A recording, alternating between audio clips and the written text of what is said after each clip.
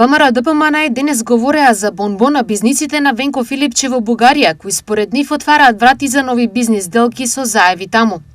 СДСМ од друга страна пак на синокешното обраќање во аеродром обвинија и предупредуваат дека власта предводена од ДПМН ја води државата кон економски колапс.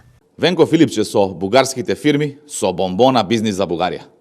Венко Филипче со резолуцијата прави бонбона бизнис за Бугарија, но отвора и пат за нови сделки, негови и на заеви во таа држава, кои одамна ги имаат. На 18 ноември 2022 година Венко Филипче во Бугарија ја формирал фирмата Power I8 Ltd. И истата ја регистрирал на адреса со фирмите на заеви. ВМРО ДПМН ја води државата и во целосен меѓународен и во економски пропаст.